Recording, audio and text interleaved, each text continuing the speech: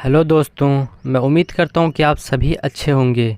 तो आज फिर से मैं आप सभी के लिए एक कहानी लेकर आ गया हूँ जिसका नाम है प्यार एक कुर्बानी पार्ट 2। अगर आपने पार्ट 1 नहीं देखा है तो पहले आप जाके पार्ट 1 देखिए, नहीं तो ये स्टोरी आपको समझ में नहीं आएगी। तो चलिए आज की स्टोरी की तरफ बढ़ते हैं। पिछले पार्ट में हमने देखा था कि रीना के पापा राजू को बहुत मारते हैं और पूछते हैं कि क्या तुम इसे जानती हो। तो रीना क्या कहती है, राजू को जानती है या नहीं, यह आपको आज के पार्ट में पता चलेगा। रीना कहती है इसे तो मैं जानती भी नहीं हूँ और ये मेरे कमरे में कैसे घुसा ये भी मुझे नहीं पता। तभी राजू कुछ भी नहीं कहता है, बस एकटक होकर रीना को देखता ही रहता है। तो रीना रोती रहती है। राजू की आंखों से भी आंसू बह रहे थे और तभी रीना के पापा रीना से कहते हैं कि तू भी सैंडल से मार इसे, कहते हैं और रीना भी सैंडल से मार देती है। रीना भी अपने आप को बचाने के लिए राजू को मार देती है। तभी रीना के पापा कहते हैं कि इसे पुलिस वाले को दे दिया जाए।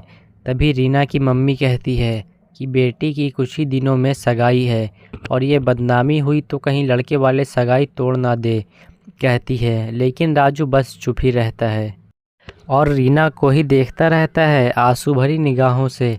फिर रीना के पापा राजू के पापा को फ़ोन करके बुलाते हैं और सब चीज़ को बताते हैं। फिर राजू को वापस ले जाते हैं। बस राजू वहाँ से चला जाता है। राजू के पापा राजू के माँ दोनों सब चीज़ को समझते हैं कि वहाँ क्या हुआ था और राजू वहाँ क्यों गया था। अब तो राजू हमेशा चुप ही रहा करता था, किसी से भी बात नहीं करता था, हंसना भूल चुका था, मानो अंदर ही अंदर मर ही चुका था। फ़र्क तो बस इतना था कि बस सांसें चल रही थी और कुछ नहीं था। कुछ दिनों बाद रीना की सगाई हो जाती है और एक दिन रीना सोचने लगती है कहीं मेरी शादी में कोई हंगामा ना कर दे, इससे अच्छा कुछ करती हूँ, कहकर राजू को कॉल करती है और कहती है कि मुझे माफ़ करना राजू, उस दिन जो भी हुआ। अगर मैं तुम्हें नहीं मारती तो मेरे पापा मुझे गलत समझते। और एक बात बताना चाहती हूँ, मेरी शादी तय हो गई है। अगले महीने मेरी शादी है। सच कहूँ तो मैं तुमसे कभी प्यार नहीं कर पाई। देखने के बाद भी तुम मुझे पसंद नहीं आए। मैं बचपन से ही अमीर लड़का ढूंढती थी जो कि राजीव है। अगर तुम मुझसे प्यार करते हो ना तो कभी मेरी शादी रोकने की कोशिश मत करना, क्योंकि मैं इस शादी से खुश हूँ और हम जिससे प्यार करते हैं हमें उसकी खुशी चाहिए होती है ना। और तुम भी तो कहते हो कि तुम भी मुझसे प्यार करते हो, तो तुम्हें भी मेरी खुशी चाहिए होगी ना। राजू कुछ भी नहीं कहता है, बस चुपचाप रहता है। पता नहीं क्यों, क्या हुआ था राजू को। कुछ देर बाद फिर राजू कहता है अगर खुश हो तो फिर जाओ, तुम्हें मैंने भी भुला दिया है। लेकिन राजू कैसे भुला सकता है, वो फर्स्ट लड़की थी जिससे राजू प्यार करता था। दोस्तों, आप सभी को तो पता ही होगा कि कोई भी फर्स्ट लव को नहीं भुला सकता है और यहाँ तो बेवफाई की बात है, भला इससे कैसे भूल सकता है कोई। रीना कहती है सच कहूँ तो तुम मुझे पसंद भी नहीं हो, ऊपर से तुम्हारा स्टेटस भी बहुत कम है।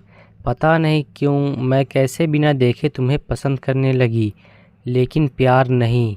सच कहूँ तो मैं तुम्हें कभी कुछ करने भी नहीं देती, इतनी तुम्हारी औकात भी नहीं है कि तुम मुझे टच करो। बाकी तुम जो भी समझो, आज के बाद मुझे अपनी शक्ल मत दिखाना।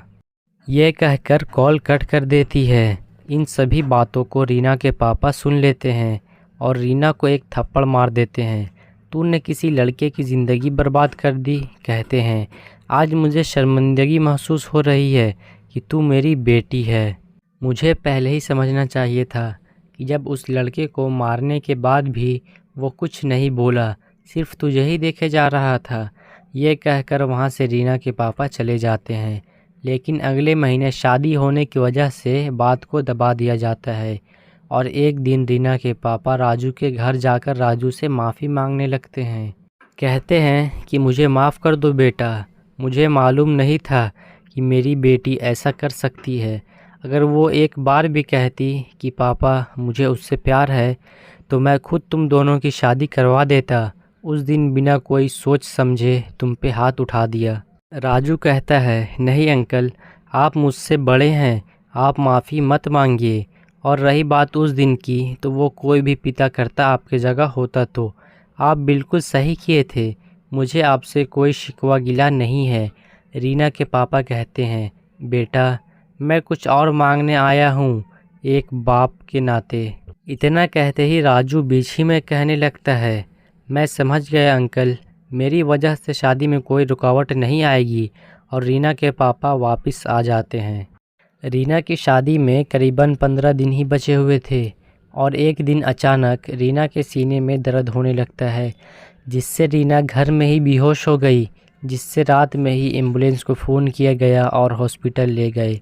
जब रात में इमरजेंसी केस के कारण रात में ही डॉक्टर भी आए, जब चेकअप किया गया तो पता चला कि दिल में छेद है और अगले 48 घंटे में ऑपरेशन नहीं किया गया तो बचने का चांस नहीं है। इस बात को सुनते ही रीना की मम्मी बहुत रोने लगी और रीना के पापा भी रोने लगे, लेकिन अपने आप को संभालने की कोशिश कर रहे थे। लेकिन कब तक संभाल पाते, वो भी अकेले कमरे में जाकर रोने लगे। ऑपरेशन करना ज़रूरी था, लेकिन उसके लिए किसी का दिल का भी इंतज़ाम करना था और इतना जल्दी कहाँ हो पाता। जब रीना के पापा वापस घर आते हैं तो पता चलता है कि जल्दीबाजी के चक्कर में घर को लॉक करना भूल गए थे, जिससे उनका सब कुछ चोरी हो गया था। शादी के लिए संभाल कर रखे हुए गहने, पैसे सब कुछ चोरी हो गया था। अब तो रीना के पापा सिर पकड़कर बैठकर रोने लगे, बहुत ज़ोरों से। और करते भी क्या, इस हालत में कोई भी मजबूत से मजबूत इंसान भी यही करता।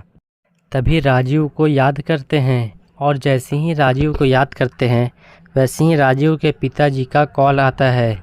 और जैसे ही रीना के पापा कुछ बोलने लगते हैं वैसे ही राजीव के पिता कहते हैं, मुझे माफ़ कर दीजिए, मेरे बेटे ने किसी लड़की से आज शादी कर लिया है, वो भी किसी को बताए बगैर।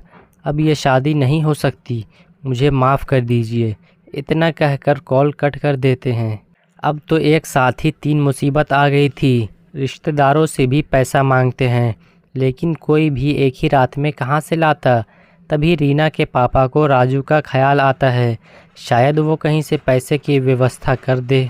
लेकिन फिर मन में सोचने लग जाते हैं कि किस मुँह से पैसा मांगूं, लेकिन करते भी क्या, दूसरा कोई ऑप्शन जो नहीं था।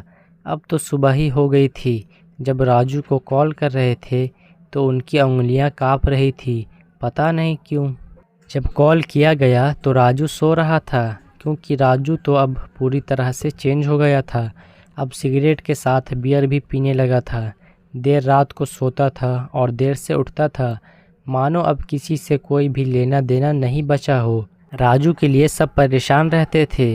राजू को देखकर राजू के घर वाले और राजू के दोस्त सभी यही कहते थे कि किसी के लिए अपनी लाइफ को बर्बाद मत कर।